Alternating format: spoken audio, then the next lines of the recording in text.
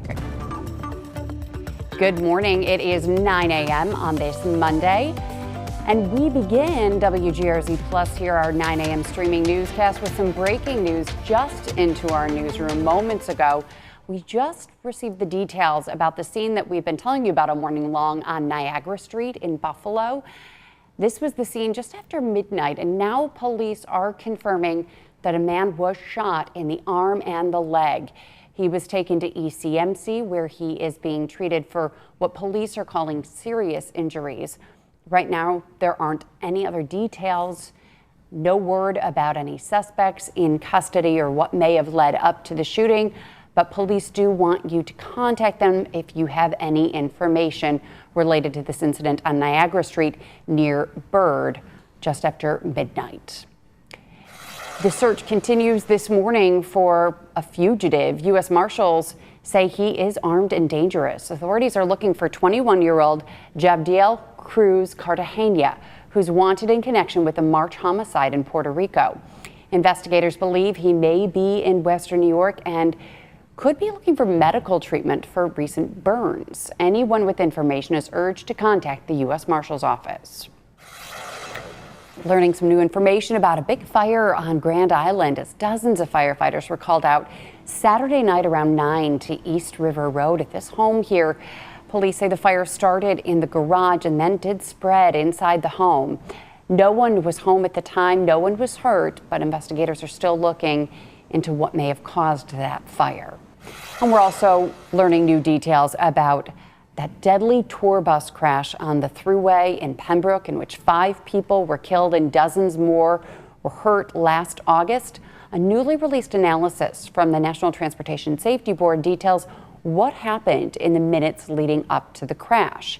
Now, according to the newly released documents, the driver, Bin Shao, told the NTSB that a passenger's water bottle had rolled and then hit his foot and at one point blocked his brake pedal, and Shao made several attempts to pick up the bottle, and then it bounced out of a trash can. During all of that, the bus was swerving between lanes, and eventually Shao lost control, tried to correct himself, resulting in that bus flipping over.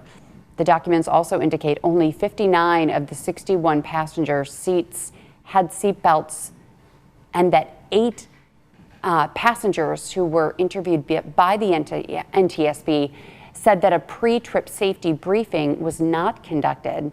Shao was arrested and charged in February with 5 counts of manslaughter and criminally negligent homicide. He is scheduled to be back in Genesee County Court a week from today on July 6th. 37-year-old Daniel Negron is expected to be back in court today. He's currently charged with second-degree murder. He's accused of killing 27-year-old Emmy Ya Sims last July inside a motel room on Niagara Falls Boulevard in Amherst. Officers arrested Negron in Erie, Pennsylvania for an unrelated incident on the same day that investigators found Sims's body in Amherst. Negron faces a maximum sentence of 25 years to life if he is convicted. It is 9:03 now on Daybreak, and 4 parking ramps in the city of Buffalo should be under new ownership by the end of the day as the city looks to use the revenue from the sale to close its budget deficit. As two on your sides, Rob Hackford reports the city's getting a little bit more money than they actually planned for. Rob? Yeah, Melissa, this has long been talked about, but the mayor's office was planning to get anywhere from $40 to $60 million by selling the ramps to this new Buffalo Parking Authority. That public benefit corporation had to be approved by the state legislature and was set up under the previous Scanlon administration. Looking at it as a way to transfer the presumed burden of these ramps, which need a lot of work, as well as provide a one-shot source of revenue to help the city get back on track financially. It would cover a portion of its $103 million budget gap, as well as some future spending. The new Ryan administration almost forwent the plan, worried the ramps would not provide that projected revenue of $40 to $60 million. But according to Deputy Mayor Benjamin Swanekamp, the sale, which is set to close today, will net the city a better than expected $62 million. This comes just one day before the end of the city's fiscal year, when they'd be closing out their budget and need this money. The parking authority is borrowing to pay for the ramps and will keep the money it makes operating them. And we expect to hear more from the administration when that deal is expected to close around 11 a.m. today. The mayor's office is still pushing and hoping to use some of the revenue from the authority to benefit the city, but that discussion is still playing out. On your side in the newsroom, Rob Hackford, Channel 2 News. Melissa? Okay, Rob, thanks for the update. We'll stay on top of it today for sure. And a sure sign that summer is here. Bennett Beach in the town of Evans is now open for the summer season. Erie County Executive Mark Poloncarz will join county officials to kick off the summer season with a call for safety and awareness this morning. The Parks and Rec Commissioner, as well as the town of Evans Police Chief, will also be there. They'll be talking about appropriate behavior, rules and regulations, and their work to keep Bennett Beach safe and family friendly. Well, the Bills have announced the decision to not include O.J. Simpson's name at the new Highmark Stadium. Officials say he will not be part of the Wall of Fame inside the new stadium following some public debate. His name was displayed at the old stadium, and he was the first member inducted as part of the Wall of Fame created in 1980. However, officials say that Simpson is, quote, not a fit to display inside our new stadium and family circle. As you know, Simpson was acquitted of the double murder, but held civilly liable for the deaths of Nicole Brown Simpson and Ron Goldman. Simpson spent 9 seasons with the Bills, won the NFL's MVP award back in 1973, and was inducted into the Pro Football Hall of Fame in 1985. So, Patrick, I think, everyone will know that O.J. Simpson was always part of the past for the Bills, but they don't want him being part of the future. So I don't think it surprises anyone that because there was so much debate for years about whether his name should come down off the Wall of Fame at the old Bills Stadium. So this seems like a logical step to just not put him back up there for the new one. And there's times that when you were talking specific football, X's and O's, Bills football, OJ's name would come up and it was discussed about his football, influence on the game. But then, when you have something like this, which is more of a legacy thing, you kind of understand the decision. Right. You have to be an all-around good person, I think, nowadays to be put up on a Wall of Fame. Yeah, I agree. Yeah, but there's no denying he was an incredible player. And so, again, that's what I'm saying. Yeah, from an X's and O's, from a record standpoint, the actual raw numbers, they are there. But then when you consider what the name on the stadium means, you get the decision. Yeah. All right. Oh, so Melissa, I was up there on the roof, at 6:15 and 6:45. So comfortable, it was nice. Yeah. A totally different story now. It's only 72. I know, but there's something about the sun angle and it's beating down. It felt a lot warmer than If you are complaining at 72 degrees right now, that it's uncomfortable in the sun angle. No way it was 72 up there. It was with no breeze, the humidity's climbing, and there's no shade. I mean, it was beating down on anybody who was up there. Midday today, I can't imagine what you're going to be saying. No, we're going to open up the swim-up bar. We always do that. You know that. The threshold for that is 80. And when we hit 80, the bar's open. Okay. I'll be first in line. Lots of juices and soda pops and everything available at the swim-up bar. All right. Temperatures peak tomorrow, Wednesday, and Thursday. Excuse me, it'll be hot. It'll feel like, especially tomorrow through Thursday, kind of a heat index range of 95 to 102. But some of the warmest spots, Albion, Medina, Batavia, Rochester, Newfane, could get into that 104 to 106 degree feels like temperature, especially Wednesday, Thursday. And some thunderstorm chances are possible tomorrow morning. There will be some thunderstorms around. And then again, maybe on Saturday. But other than that, it should be mainly dry. Having said that, in these kind of hot and muggy weather patterns, sometimes sneaky little thunderstorms find their way in. But there will be nothing widespread or just isolated outside of tomorrow. Tomorrow will be rainy in the morning. I think that's looking very, very likely. A cluster of thunderstorms expected across all of western New York, potentially early, like 6:30 to 9:30, and then that should be it, okay? High temperatures today in the mid to upper 80s with a light breeze. we'll show you that thunderstorm chance here. Here's today. Everything is fine. We'll call it partly cloudy. Tonight, it'll be a warm night. And then tomorrow, see that? There are those thunderstorms coming through early. And then they should be progressive and move on out, it looks like, by tomorrow afternoon and tomorrow evening.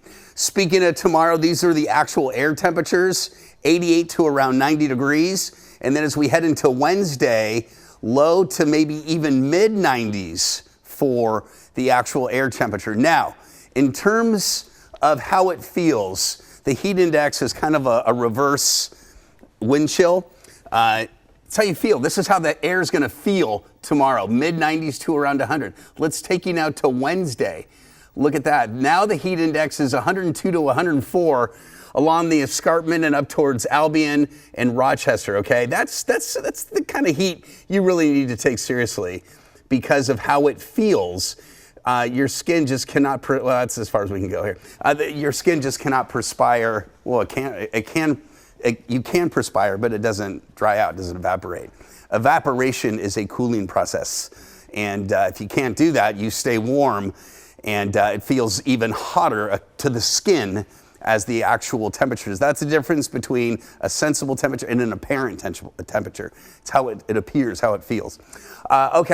Humidity levels also will be on the increase so that by Tuesday, we're in that oppressive range here between 70 and 75 degree dew point. That is really, really humid for here, okay? And that'll be the reason we get those high heat index values. Partly cloudy and very warm today. Tonight, muggy and warm, 68 to 74. And then for tomorrow, hot, isolated thunderstorms or scattered in the morning, but it's an isolated time frame, pretty early, and then they're long gone. Heat index 96 to 98. 7-day forecast, weather impact alert that we've issued for Tuesday, Wednesday, Thursday. The National Weather Service for sure will be issuing heat advisories and maybe even excessive heat warnings for this period potentially. That just hasn't been triggered yet. All right, does the heat break anytime soon? A little. This weekend, some scattered thunderstorms are possible on Saturday and Sunday. That is the 4th. So just a heads up. I went and looked back, and I think 9 out of the last 10 4th of Julys have been in the 80s and 90s. So it's been, it's kind of typical for July 4th. But this one may feature a couple of afternoon boomers potentially. Yeah, and that's kind of unfortunate because, of course, barbecues and people wanting to take their boats out and fireworks, of course. So, I mean, the fact that the 4th, the 250th anniversary of our country lands on a Saturday when everyone's off, it's really unfortunate. The weather's not awful. It's just there might be a couple of storms to move around. So we will always have this debate. Oh, it's going to be fine except for the storms. 5 minutes on a Saturday, it was a rainy day. Oh, your wedding will be fine except for, 20 minutes of rain in the middle of the ceremony. Like, no, it's not okay. I had a relative that got married, a huge outdoor wedding.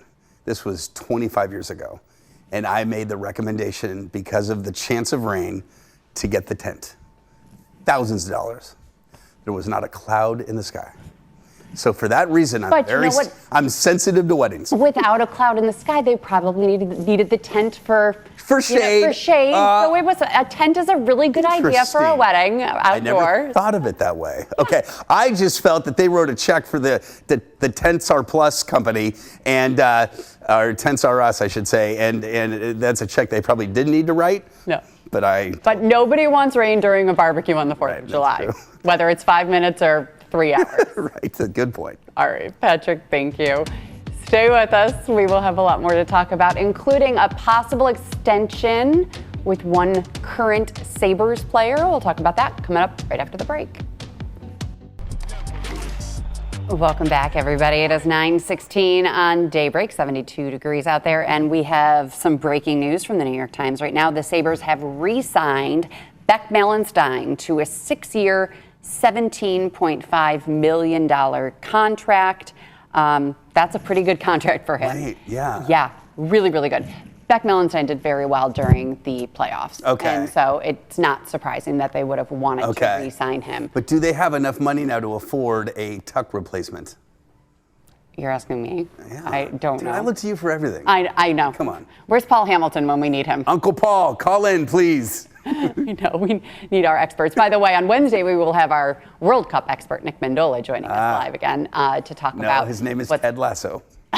When you see this gentleman, he looks exactly like Jason Sudeikis, Ted Lasso. Carry on. Okay, so Beck is staying in Buffalo for the next 6 years. If you have a Beck Malenstein jersey, you are good to go. If you were thinking about wanting to get one, you're good to go. That's always the problem. It's like you get Jerseys, a player right. and then they leave right away. Right. I actually had a Jack Eichel jersey and we took off, it was for Elliot, we took off the name plate and kept the number, and it became a Zach Benson jersey. So we had Zach Benson put on it, and we just kind of replaced it. We had to take the C off of it, of course. Right. But it worked out quite well, so repurpose those jerseys. But right. yeah, Beck Malenstein's here to stay for at least the next 6 years. Now, the Sabres are also adding 5 new players to the team after this weekend's NHL draft in Buffalo. Buffalo's kind of retooling after this incredible playoff run last season with a slew of offseason trades and then using the draft for a stepping stone to hopefully have a stronger future. Here's a look at the class of 2026. I will have some time to try to figure out how to pronounce all of their names. Impressive names. Daxon. Yeah, I bet he goes by Dax. Dax, you know. Dax. Then Ilya Morozov. And does Oliver have a brother? That's why he's plural. Olivers. We get both of them. Yes. Mirnix. Okay, then Domin Zhongov. Oh my gosh.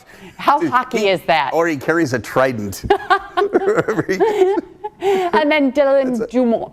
Dumont. Oh, I don't know if he's just Dumont or Dumont. Well, yeah, if you Dumont. I don't know anything about these players, and we probably won't need to know about them for years because that's what happened. They're also kids. They're babies. Dax is 18. Ilya is 17. Oh my goodness. But they're going to be coming together later this afternoon for the 4-day Sabres development camp at Harper. Well, no, for them it's called play dates. There he is. He's all dressed up. Let's listen to what Dax had to say about coming to Buffalo. I think just the energy in the building. Like I said, during the playoffs, it was something so cool to watch. And, I mean, them being back in the playoffs and with the team they had competing, it's going to be fun to be a part of that and play for those fans. Yeah, and there he is, smiling with the fans already.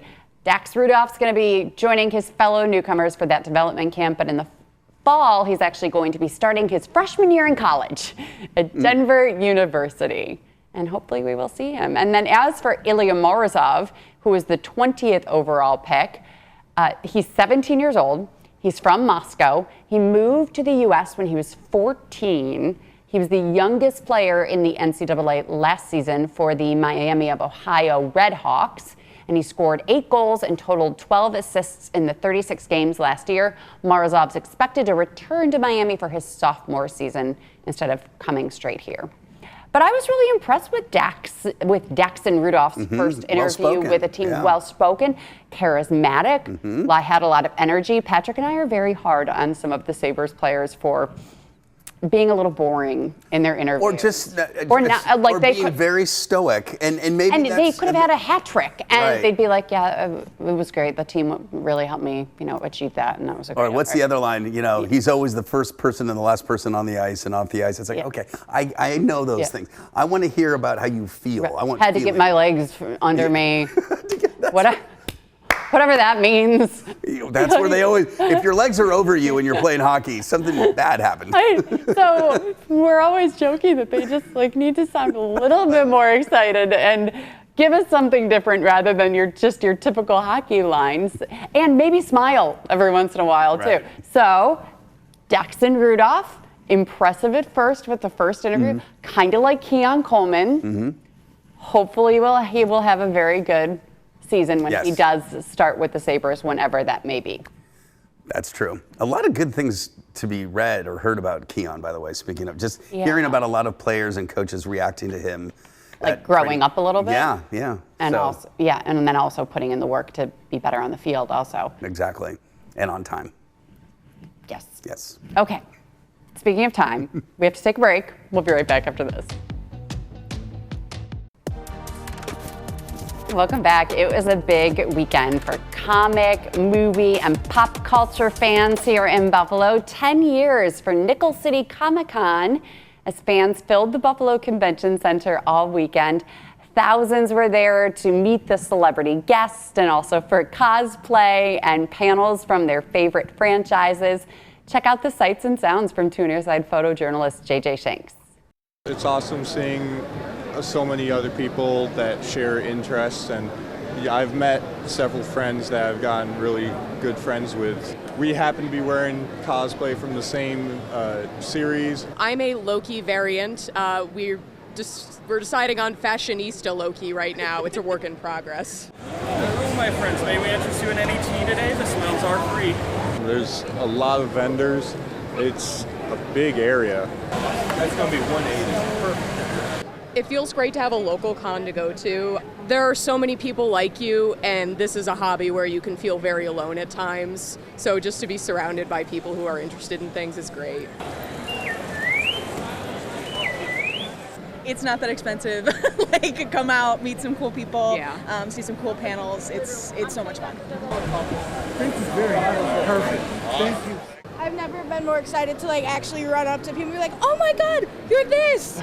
Oh. You actually see Yeah, it's awesome to see people from the same fandoms and like that have the same interests in you. We can do card over here. I want to get this one as well. We accept everybody. We love everybody. Come show up, have fun. See you later. Come on down. Join me. Join us all. You know who is there as one of the celebrity guests? Oh. I've met her before. She's lovely. Debbie Dunning. But do you know who she is? Oh, she was in Home Improvement. Heidi. Oh, yeah, oh, yeah. From Home Improvement. And she's great. kept that look going. Yeah. The shtick going. I remember forever. Yeah. She was at the Jim Kelly gala before his Celebrity Classic golf tournament, and I met her there. And she was just awesome. And so she's always here for the golf tournament every year, but she came back for the Nickel City Comic-Con and clearly has, a lot of people who would love to take pictures with her. But she's very, very sweet. Nice lady. I would like to think that the actors who portray the characters that these people want to come see, they embrace it. They realize oh, these are my fans. Right. And I'm gonna go the extra mile to let them know how much I appreciate them as fans. I'm getting paid to go to Right. Nickel City Comic-Con to sign pictures and to be nice to the fans. And if the fans didn't like me, I wouldn't be here. Well, there was some show where Harrison Ford was being introduced, and the Star Wars theme played, and he made some comment like, "If I hear that song one more time," right? Oh, but it's no. but hold on. He's got a wealth of work. Yes. But I just hope that the characters that you're really remembered for, you embrace. I think the Comic-Con, it's kind of cool, It's Yeah. like, hey, we're fans of this stuff, not shy to admit it. And, Exactly. Yeah. Cool. Yeah, very cool to see that, and a good opportunity for people to just feel like, they're surrounded by people who are just like them and have the same interests and everything. Right. So really neat. And I was a big fan of Saved by the Bell. And love seeing AC Slater, Mario Lopez out and about in Buffalo. He's everywhere right now Yes, because he he's is. been here for so long. They've been filming since mid-June. They're still going to be filming throughout this week. But yesterday he made a stop in Amherst to sign bottles of his Casa Mexico tequila at Premier Wine and Spirits. Is that Tom Lamas? I don't No? know. It was not Tom Lamas. I Had the picture with him? Yeah, just he looked okay. No, Patrick. That could have been very much a possibility. Anyway, it looked like. Anyway, he A is. newsman cannot Whoa, be selling he's drinking tequila. right out of the bottle. Whoa, what was that water? I think that was water. Oh, that water. That may have been Saratoga But spring water. I feel like seems like he's been here a lot. He's embraced Buffalo. Yes. He sticks around. He talks so highly of. You see little PSAs that he does. Yes. Here's what he had to say when we talked to him at Premiere yesterday. So I've been to Buffalo a few times now for a few different projects. My son, ironically, also did another film here, just coincidentally. So we feel like like locals at this point, but everybody's very welcoming and always very, very nice, real down-to-earth people, which I like. Very different from LA, so it's a nice escape. It's a little warmer this time, which I can appreciate.